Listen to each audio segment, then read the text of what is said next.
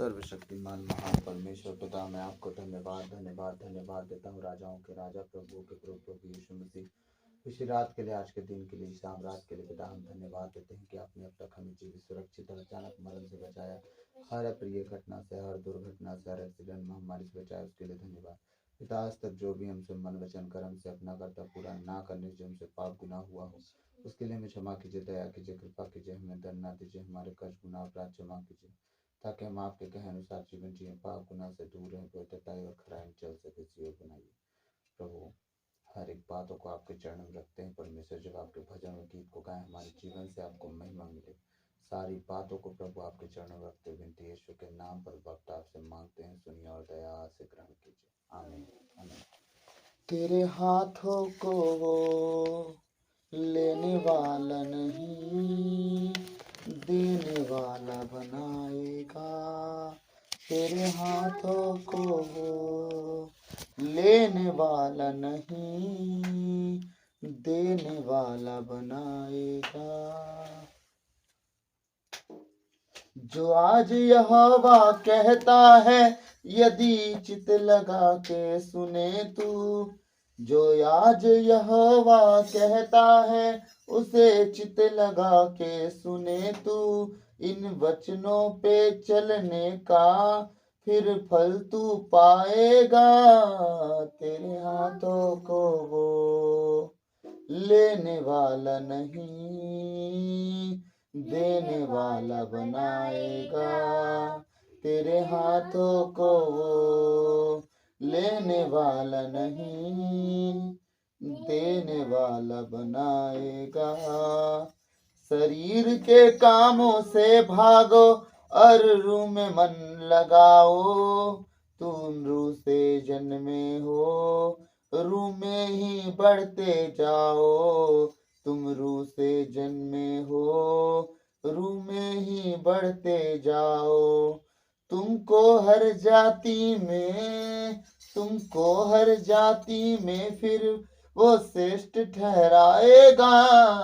तेरे हाथों को वो लेने वाला नहीं, देने वाला बनाएगा। तेरे हाथों को वो लेने वाला नहीं, देने वाला बनाएगा। तेरे हाथों को वो लेने वाला नहीं, देने वाला बनाएगा। तेरे हाथों को वो लेने वाला नहीं, देने वाला बनाएगा। ये मत सोचो के खुदा का हाथ छोटा है। जो बल शक्ति से ना हो, वो रूह से होता है। जो बल शक्ति से ना हो, वो रूह से होता है। तू अकेला ही युद्ध में लाखों को भगाएगा। तेरे हाथों को वो देने वाला नहीं, देने वाला बनाएगा। तेरे हाथों को वो लेने वाला नहीं, देने वाला बनाएगा। हाथों को वो लेने वाला नहीं, देने वाला बनाएगा। सारे भस्म बाकी सुना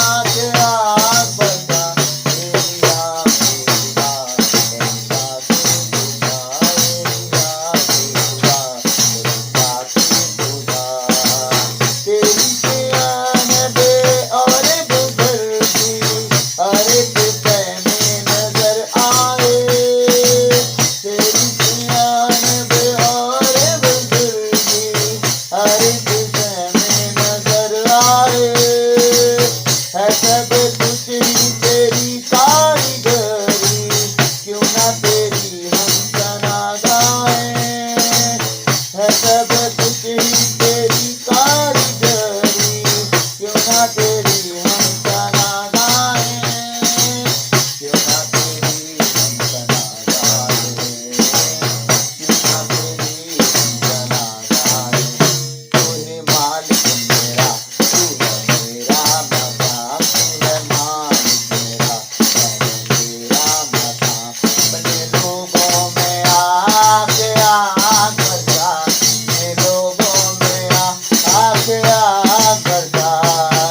ओ राधा डोले मोते हंडेले पे, अपनी मंडली में आके आकर जा। एलिया के खुदा, एलिया के खुदा, एलिया के खुदा, एलिया के खुदा, एलिया के खुदा, एलिया के खुदा, एलिया के खुदा। बलहीनों का तू बल है खुदाया, लंगड़ों को तू ही चलाता है। बलहीनों का तू बल है खुदाया, लंगड़ों को तू ही चलाता है। अंधों को करता बीनाई अता तू, मुर्दे कब्र से उठाता है। अंधों को करता बीनाई अता तू, मुर्दे कब्र से उठाता है, मुर्दे कब्र से उठाता है, मुर्दे कब्र से उठाता है। तू है मालिक मेरा, मेरा मकान, तू है मेरा सभी, मैं उम्मीदें खुदा, तू है मेरा सभी, तू उम्मीदें खुदा, तू है मेरा सभी, तू उम्मीदें खुदा। अपनी मंडली में आके आकर जा, अपनी मंडली में आकर जा, अपने लोगों में आके आकर जा, अपने लोगों में आके आकर जा। एलिया के खुदा, एलिया के खुदा, एलिया के खुदा, एलिया के खुदा, एलिया के खुदा, एलिया के खुदा, एलिया के खुदा, एलिया के खुदा। अपनी मंडली में आके आकर जा, अपनी मंडली में आके आकर जा। एलिया के खुदा, एलिया के खुदा, एलिया के खुदा, एलिया के खुदा, एलिया के खुदा, एलिया के खुदा, एलिशा के खुदा।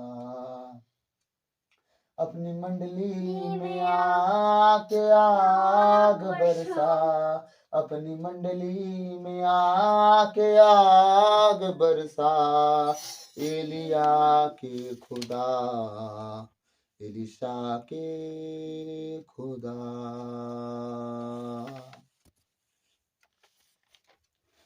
आसमानी खुशियों से भर दो मुझे, स्वर्गीय जगहों पे ले चलो मुझे। आसमानी खुशियों से भर दो मुझे, स्वर्गीय जगहों पे ले चलो मुझे। जहाँ आप रहते हो रहना है मुझे, जहाँ आप रहते हो रहना है मुझे। खुदावन खुदावन प्यारे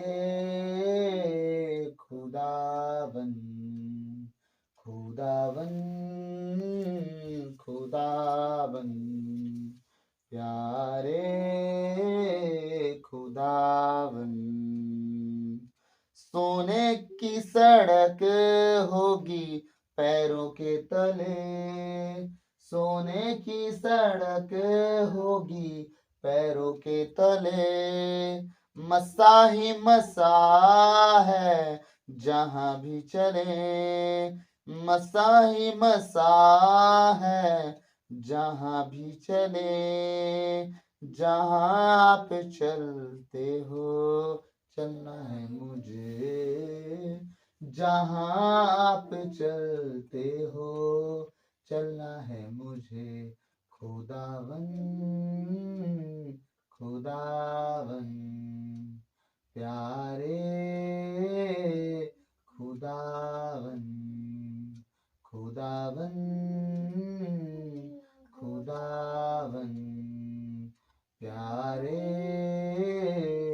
खुदावन।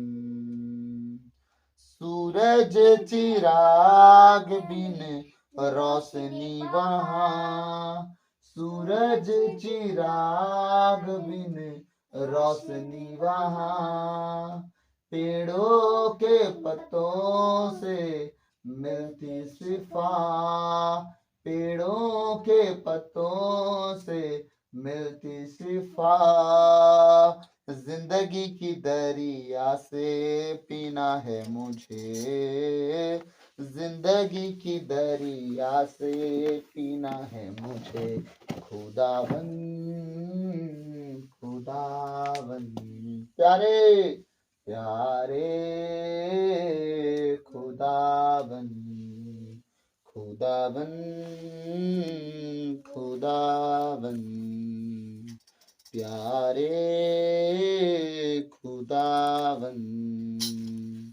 आसमानी खुशियों से भर दो मुझे, आसमानी खुशियों से भर दो मुझे,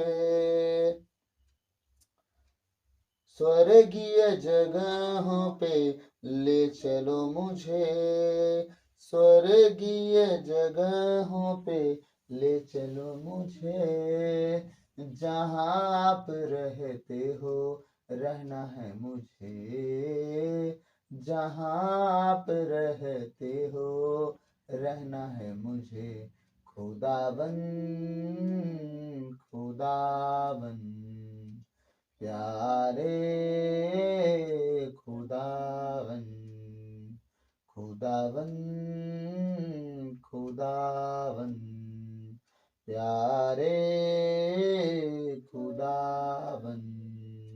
थैंक यू लॉर्ड जीसस। प्रभु धन्यवाद देते हैं सुंदर समय के लिए खुदा। प्रभु मेरे मुख पर पहरा बिठा, मेरे होठों के द्वार की रखवाली कर। हो परम पिता परमेश्वर, मेरे जबान को मसा कर, होठों को मसा कर, गले को मसा कर। आज बोलने वाला मैं नहीं वरन आप स्वयं पवित्र आत्मा जो मुझ में होकर अपने वचनों का भेद हम पर प्रकट करे, और रहस्यमयी बातें जो आज तक हमसे छुपी हो प्रभु हमारे सामने प्रकट करें, ताकि जब हम इसे पढ़े सुने इसके अनुसार चल सके, कुछ सीख सके, जान सके खुदावन कि आपके लोग कैसा जीवन जिए।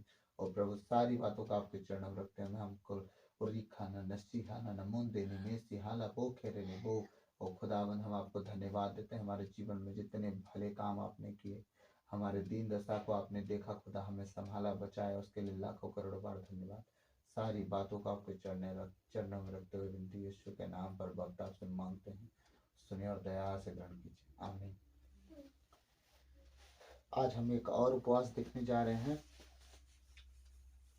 और ये उपवास है प्रेरितों का। तो हम चलेंगे जल्दी से प्रेरितों के वचन में।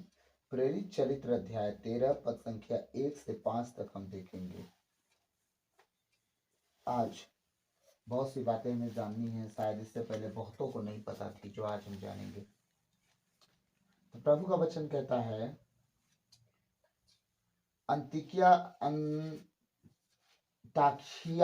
अंताकिया की कलीसिया में जो उपवास चल रहे थे उन दिनों में, उनके विषय में हम वचन पढ़ने जा रहे हैं। अंताकिया की कलीसिया में कई नबी और शिक्षक थे, कई नबी और शिक्षक। अंताकिया कलीसिया बड़ी कलीसिया थी, छोटी कलीसिया नहीं थी, और वहाँ बहुत से नबी रहा करते थे और बहुत से शिक्षक। इसका मतलब अगर कलीसिया छोटी रहती तो एक नबी ही काफी होता, थोड़ी बड़ी होती तो 2 जन की जरूरत पड़ती, सिखाने वाले प्रचारक भी होते तो 1-2 जन होते, मतलब वो बड़ी थी। इसका मतलब वहाँ बहुत लोग थे जो सिखाने वाले थे, और बहुत से नबी थे जो भविष्यवाणी किया करते थे।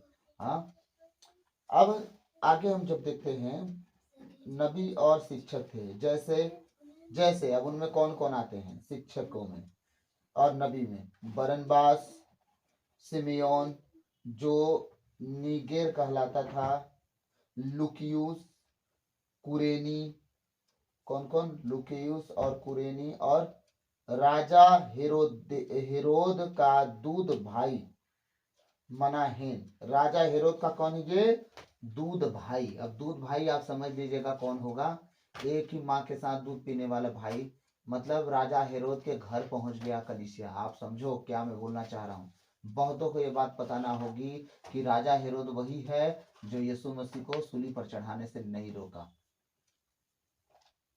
इसलिए राजा हेरोद का नाम लिखा गया है इसमें। क्यों? यीशु मसीह के मरे बहुत दिन नहीं हुआ था जब पौलुस आ चुका था सेवा में।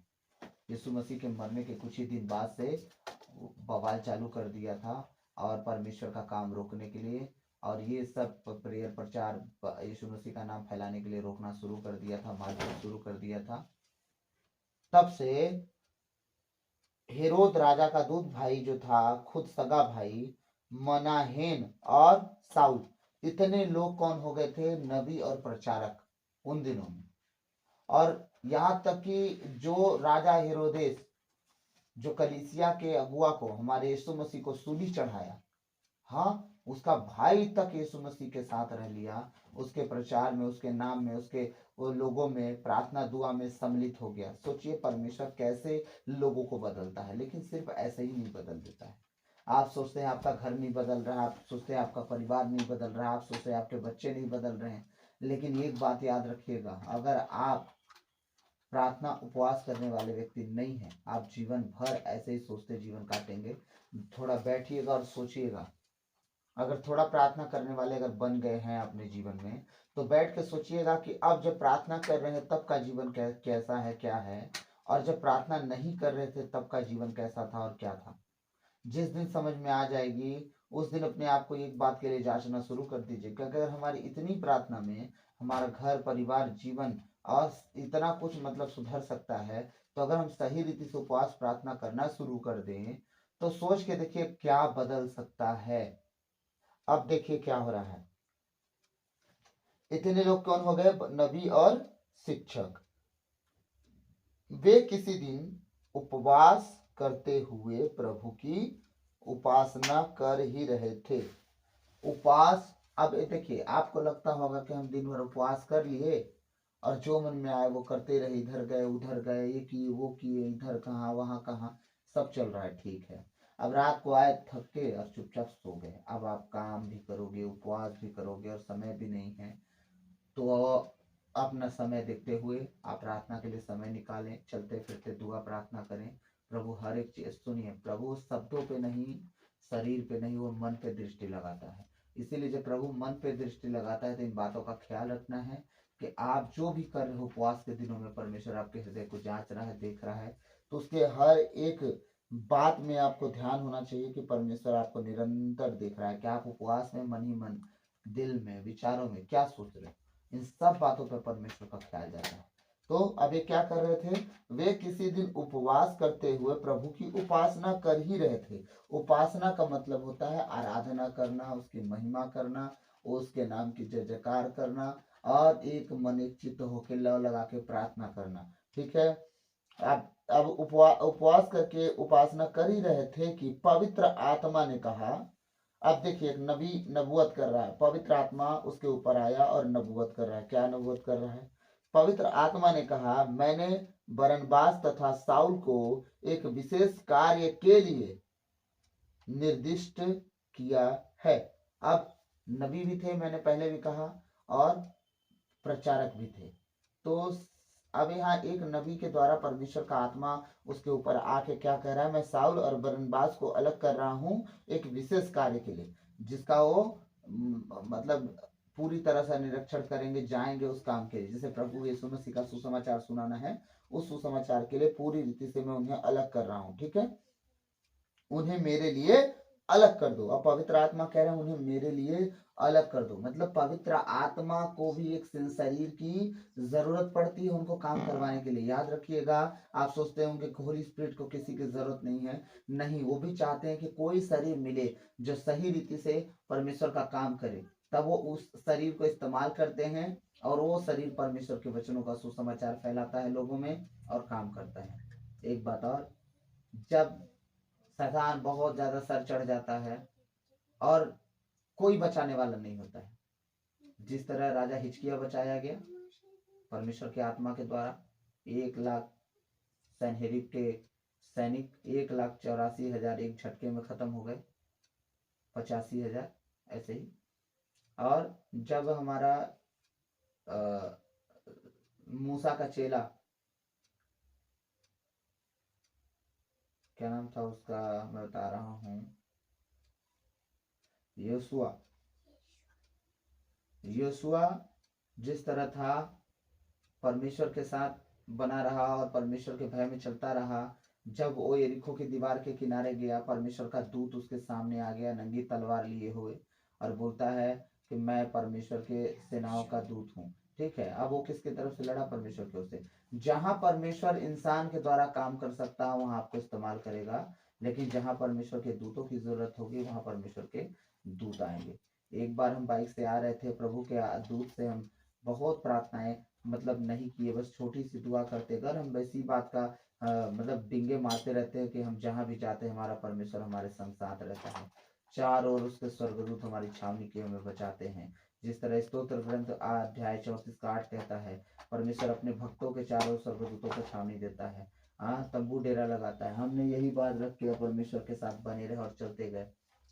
आते समय हम बाइक से स्लिप खा के गिर गए। हम जब गिरे इतनी बारिश हो रही थी और जंगल के बीचों बीच, बारिश में कुछ समझ में नहीं आ रहा था, ना आगे कुछ दिख रहा था ना पीछे, गाड़ी मैं ही चला रहा और मेरे साथ एक प्रभु के दास बैठे थे और हम घर से आ रहे थे और उसमें 70 किलो चावल का हम बोरी भी रखे थे, बारिश में चावल भी भीग रहा था और हम बाइक से गिर गए। बाइक से गिरे, हमारे सामने कोई था नहीं और आगे पीछे कुछ नहीं, जंगल, और उस जगह को मैं अच्छे से जानता हूँ। अब जब हम बाइक से गिरे, अचानक हमारे पीछे में कोई आके छाता और टार्च लेके खड़ा हो गया और नॉर्मल शर्ट पैंट पहना था और उस जंगल, आखिर वो हमारे अगर पीछे आके खड़ा हुआ इसका मतलब हम तो उसके पीछे से आए ना, हम तो बाइक में थे वो पैदल था, तो हमें दिखा क्यों नहीं? हम तो उसी के साइड गिरे, वो जिस तरफ से पैदल आ रहा था। अब जब हम गिरे, हमारा बाइक भी वो उठाया, हमारा चावल का बोरी भी उठा के रखा और गाड़ी जितना स्पीड हम गिरे थे आवाज आई और गाड़ी का कोई नुकसान नहीं हुआ। मैं तो डर रहा था, अपना चोट नहीं देख रहा हूँ, गाड़ी का चोट देख रहा हूँ कि पैसे तो है नहीं, गाड़ी बनाऊंगा कैसे, बहुत टेंशन। लेकिन गाड़ी में एक थोड़ा सा स्क्रैच आया था, गाड़ी को कुछ भी नहीं हुआ। तो परमेश्वर के उस जन को मैं तो नहीं जाना कौन है, शकल तो उसका नहीं देख पाया मैं, क्योंकि गिरा भी था और थोड़ा दिमाग कंफ्यूज था। लेकिन मैं इतना नोटिस आज तक किया, उसके पाँव आज तक दिखते हैं मुझे, सिंपल सा स्लीपर पहना था और हम भीग के लथपथ थे, उसका पैर नहीं भीगा था। आज तक वो दृश्य याद है। सब तरफ पानी बह रहा है, रोड में इतना जोर से बारिश हो रही है, बाढ़ बह रही है, पर उसके स्लीपर में एक छींटा तक नहीं दिख रहा था मेरे को, पानी से भीगा हुआ था। ये मेरे लिए अब आपको आश्चर्यजनक लग सकता है, लेकिन मेरे लिए एकदम बहुत बड़ी बात थी। और जो भैया मेरे साथ थे वो बोलते हैं, मैं उनको बोला धन्यवाद, वो मेरे को धन्यवाद तक नहीं बोलने दे रहे थे, वो बोलते हैं चुपचाप गाड़ी स्टार्ट करो और चलो। अब वो क्या सोचे क्या नहीं सोचे मैं नहीं जानता, बस उन्होंने कहा बस तुम गाड़ी स्टार्ट करो और चलो यहाँ से तुरंत।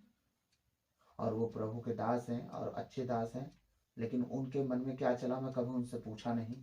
लेकिन वो चीज मैं पूरे घर आते तक 70 किलोमीटर गाड़ी चलाया, उसके बाद मैं पूरे घर तक पहुंच गया, लेकिन वो उनका पैर और बारिश का गिरना और वो बाढ़ का बहना, उनके पैर तक पानी ना पहुंचना, ये मेरे लिए थोड़ा ताज्जुब था। तो ऐसा परमेश्वर अपनी आत्माओं के द्वारा कब काम करता है? जब आप असहाय होते हो। और जो मेरे पीछे भैया गिरे थे, वो असहाय हम कब हुए? जब वो गिरे तो उनका पैर मेरे गाड़ी के साइलेंसर में दब गया था और वो चल रहे थे रोड में गिर के, और मुझे ध्यान नहीं आ रहा था को गाड़ी उठाऊं मैं। गाड़ी मैं नहीं उठाया, गाड़ी वो व्यक्ति जो मेरे पीछे आए छाता लेके, वो बाइक को उठाए और उनका पैर साइलेंसर में जला था थोड़ा सा, और उनका पैर जो था साइलेंसर में ही दब गया था, क्योंकि गाड़ी में डिग्गी नहीं था तो पैर सिंपली नीचे चला गया। जब गिरे तो वो भी पैर नीचे किए तो गाड़ी धड़ाम से गिरी गई और उनके पैर में वो साइलेंसर का जलन पड़ा। लेकिन गाड़ी मैं नहीं उठाया, मैं तब बकाया था कि गिर कैसे गए। हाँ, तब तक वो गाड़ी उठा दिए, मेरे सोचते तक गाड़ी उठा दी। इसीलिए समझिएगा, जहां हम असहाय हो जाते, क्योंकि वो जो भैया बैठे थे वो तो उठ नहीं पा रहे थे, असहाय ही तो थे, कौन गाड़ी उठाऊं मैं तब तो उठेंगे वो। जब हम असहाय होते हैं तब परमेश्वर का दूत काम करता है, लेकिन जब हम असहाय नहीं, हम जो कुछ कर सकते हैं, तो परमेश्वर का आत्मा किसी व्यक्ति को इस्तेमाल करता है, नबूवत करवाता है और कहलाता है कि तू एक काम करेगा, मैं तुझे अलग करता हूँ। तो जिस तरह कहा प्रभु का आत्मा ने, दूसरा वचन कहता है, वे किसी दिन उपवास करते हुए प्रभु की उपासना कर ही रहे थे कि पवित्र आत्मा ने कहा, मैंने बरनबास तथा साउल को एक विशेष कार्य के लिए निर्दिष्ट किया है, उन्हें मेरे लिए अलग कर दो। हाँ, इसलिए उपवास तथा प्रार्थना समाप्त करने के बाद, अब देखिए खत्म हुआ, इसके बाद उन्होंने बरनबास तथा साउल पर हाथ रखे, क्या कि उन्हें हाथ रखे और उन्हें जाने की अनुमति दे दी। अब आप याद रखो, आपके जीवन में हमेशा एक अगुवे की जरूरत होती है। किस लिए? आपके लिए, प्रार्थना के लिए, आपके लिए हमेशा एक अच्छी यात्रा सफर के लिए, चाहे जीवन का हो, कार्य का हो, मार्ग का हो, नौकरी का हो, चाहे किसी चीज का हो, वो आपके लिए प्रार्थना करे, आपके लिए अच्छी बात कहे। अच्छी बात कहना मतलब आने वाले दिनों के विषय में एक तरह से भविष्यवाणी जिसको बोलते हैं, नबूवत बोलते हैं। ये सारी बातें आपके भलाई के लिए, कि जैसा तुम बोलोगे वैसा तुम्हारे लिए होगा, जैसा तुम सोचोगे वैसा तुम बन जाओगे, प्रभु का वचन कहता है। तो आपके बोलने के लिए, आपके लिए एक अच्छा बात कहने के लिए, एक आपके जीवन में ऐसा व्यक्ति हो, जब आप उपवास प्रार्थना रखें तो अपने जीवन में उस व्यक्ति से अपने लिए दुआ करवाएं कि मेरे लिए आप प्रार्थना कीजिए, मेरे जीवन में चीज की कमी है, चीज की घटी है, मैं किसी यात्रा पे हूँ, मैं प्रभु के काम के लिए अलग होना चाहता हूँ, जो भी हो, तो आपके लिए वो प्रार्थना करे, ताकि आप जो चाहते हो उसके अनुसार प्रभु आपके जीवन में काम करे।